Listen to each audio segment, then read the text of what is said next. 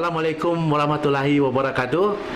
Saya Lins Bukracai daripada rancangan Hello Senakan yang buat pertama kalinya diterbitkan di YouTube untuk paparan seluruh rakyat Malaysia, khasnya yang berada di Sabah ni.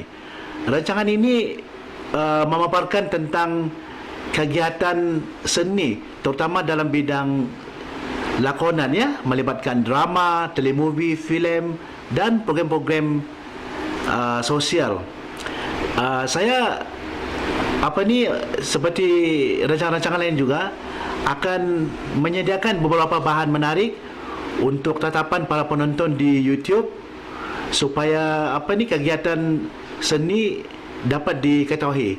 Terutama di Senakan ni, kita sedia maklum bahawa beberapa selebriti telah dapat dicungkil, ya, dan bakat mereka ni dapat berkembang dengan lebih baik berikutan pembibitan mereka dalam beberapa filem-filem pendek, sketsa dan beberapa lagi persembahan.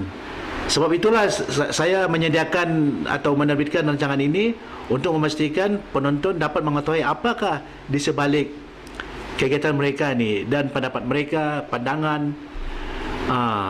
Jadi memang elok benarlah rancangan ini kan, supaya sekurang-kurangnya semua orang dapat mengetahui mereka punya perkembangan, ya.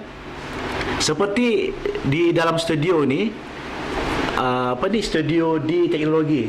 Saya pun mengucapkan terima kasih kepada saudara Hardi Ali yang telah membenarkan untuk kami menggunakan studionya untuk rancangan yang julung-julung kalinya diadakan pada malam ini. Di mana di sebelah saya adalah Puan Sapia Haji Melaham atau lebih dikenali dengan panggilan Anni.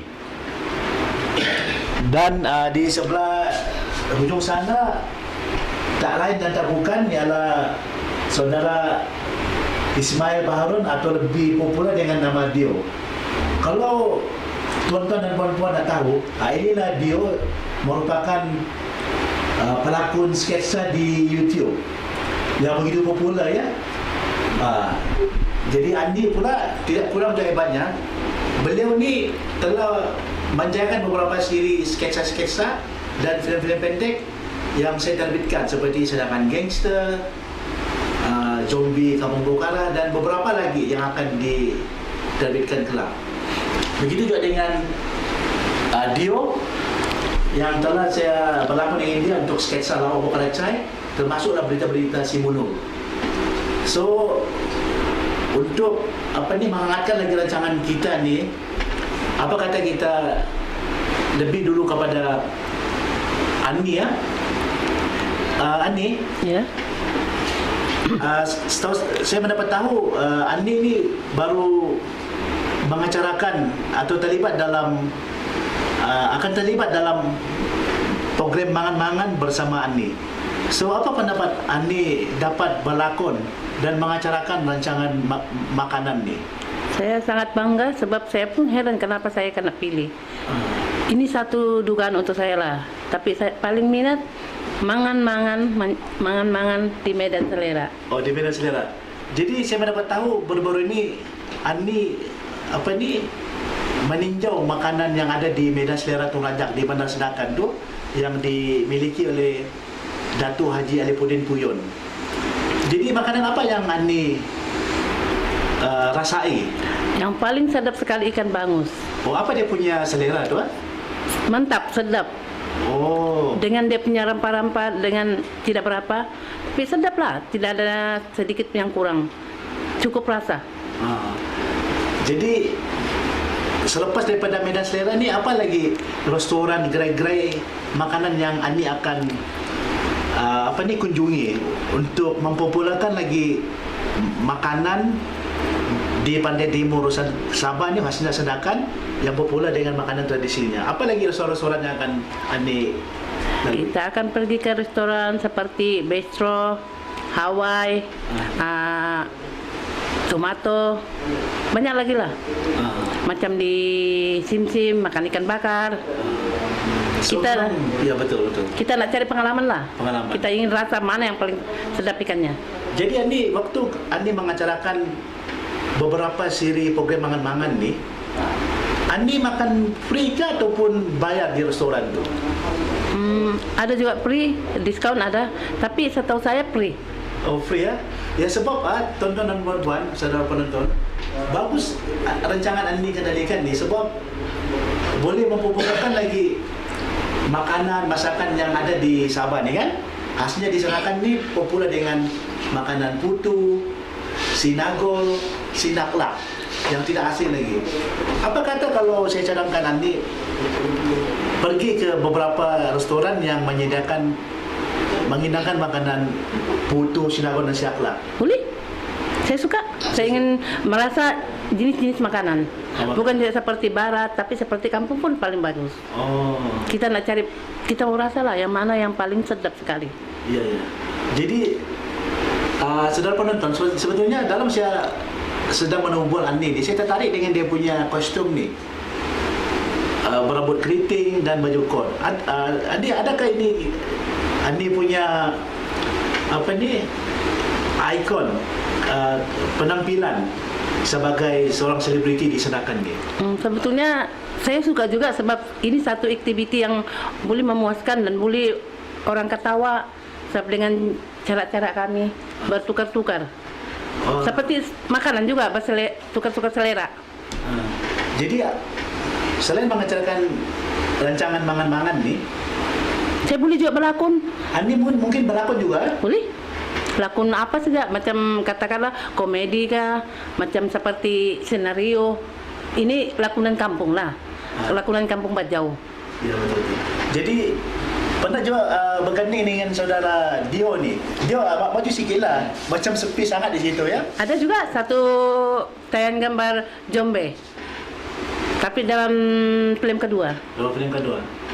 Sebagai mak dukun. Jadi Dio ni saya mahu tahu. Ya. Ada juga seorang selebriti yang popular di Serakan ya. Di mana Dio ni banyak berlakon di YouTube. Selain film-film pendek yang saya terbitkan, dia pun popular juga dengan raja-raja lain. So memang ada perancangan kan untuk menjadi artis terkemuka di Sabah ni? Saya Cakap, kita Saya- sini. yang sebenarnya saya pertama sekali saya berterima kasih kepada saudara Lin bukan saya. Apa sudah jadi ni? Nampaknya saudara di macam terangkan ya. Tak ini terus saja. Okey, cakap. Apa? Jadi memang ada perancangan ke jadi pelakon ya? Sebenarnya saya ingin juga lah ada angan-angan dan cita-cita lah ingin jadi seorang pelakon film lah. Seperti macam Rosam Nur. Waktu saudara penonton, Dio ni bercita-cita untuk menjadi pelakon sebaris dengan Rosam Nur dan Seji Sama. Nah, Tapi saya yakin Dio ni boleh maju lagi ke hadapan ya. Sebab daripada segi dia punya penampilan, dia punya apa ni, penampilan diri ni memang menunjukkan dia ni salah seorang pelawak lah. Saya harap di Sabah ni ambil perhatian lah dengan bakat yang ada pada Dio ni. Sebab dia ni betul-betul menunjukkan dan boleh dikategorikan sebagai salah seorang pelawak yang boleh dikatakan. Sebab belum lagi buka cerita sketsa tu orang sudah tertawa. Dio? ya. Jadi Terima kasih. kejayaan sesuatu sketsa tu, filem, drama atau movie, apabila penonton tu ketawa terbahak. Dan saya mengambil contoh sketsa Lau Pokracai saya dengan Dio, di mana ramai pengunjung yang telah menonton video ringkas tu, sehingga 1,000 lebih dia. Ya kah? Ya. 1,000 lebih. Jadi Dio ni kalau ada tawaran pelakon untuk, nampaknya Dio ni batuk lah, pasti kita kena beli ubat lah ni. Jadi Dio kalau ada tawaran filem mau berlakon tak? Saya tak tahu lah, tapi mungkin kalau nak jadi macam Rosam Nur, mungkin saya sudah terlambat lah. Pasal umur saya. Kenapa? Tapi saya ada hati lah, mau Ada hati. ingin jadi macam dia lah. Tapi Dio, saya nampak you punya keterampilan ni, persembahan diri ya, sesuai kalau dijadikan watak James Bond sudikan dia untuk melakonkan watak James Bond Malaysia.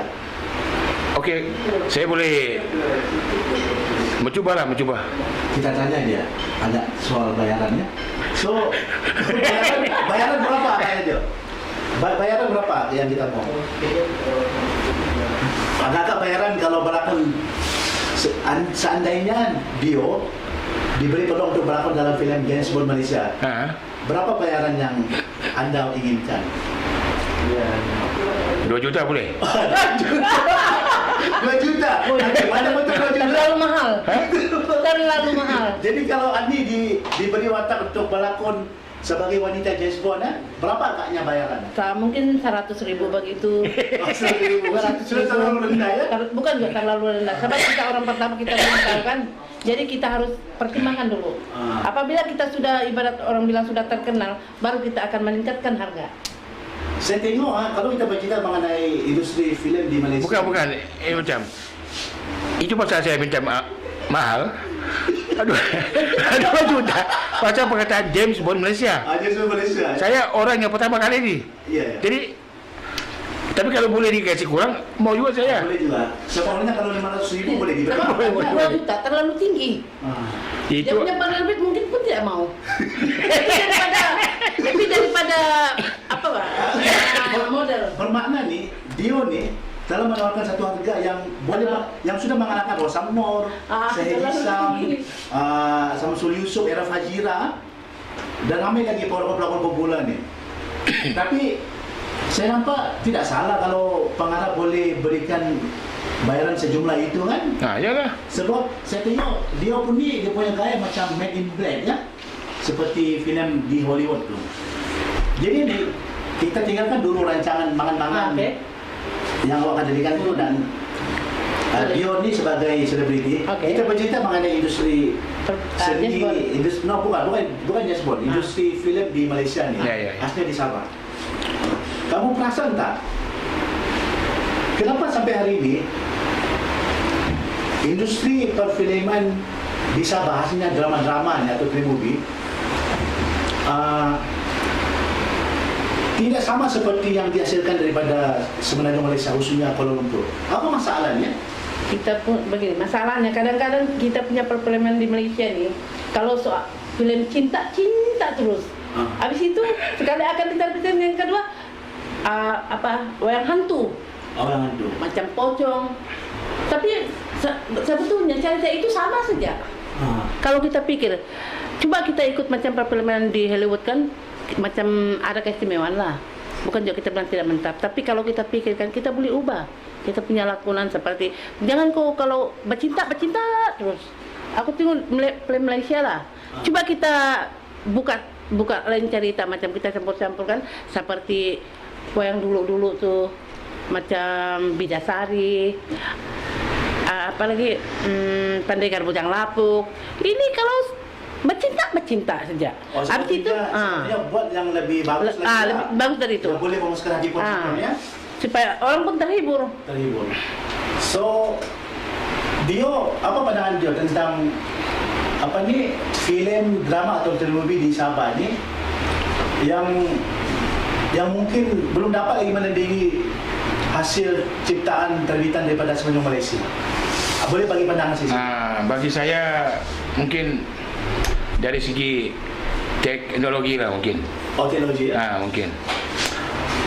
Jadi saya rasa Sabah dengan negeri Semenanjung ni dia punya jarak begitu jauh lah. Begitu jauh.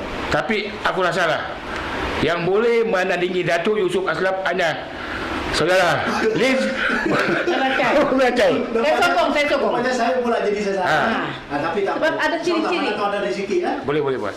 Jadi mungkin dari Yusof Aslam ni seperti kita tahu kan, mungkin dia ni mempunyai pengalaman, kamera dan peralatan yang cukup. Dan selain idea kan untuk menghasilkan ciptaan wayang yang lebih bagus. So bagi pandangan Dio atau Mail, apa kriteria ataupun filem yang boleh dihasilkan di Sabah ni supaya nampak lebih cun. Ada segi jalan cerita. Jalan Di Sabah ni kan banyak budaya, adat resam dan tradisi kan. Mungkin dia boleh bagi pandangan lah kepada penggiat seni. Mungkin bagi ini saya punya anu lah. Saya percayalah. Cuba saudara Liz, saudara boleh buatkah macam filem mengisahkan orang Bajau ni?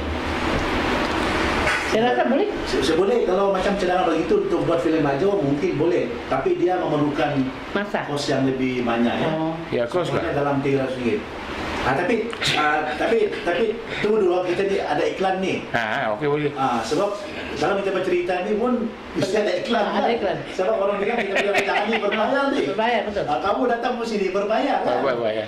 Jadi saudara penonton, apa kata kita berhenti seketika untuk melihat lakonan Andi ni dalam program rancangan Mangan-Mangan, di mana Andi telah berkunjung ke Medan Selera Toraja untuk merasai masakan yang paling popular di Medan Selera Toraja, iaitu ikan bangus. Kita saksikan ya.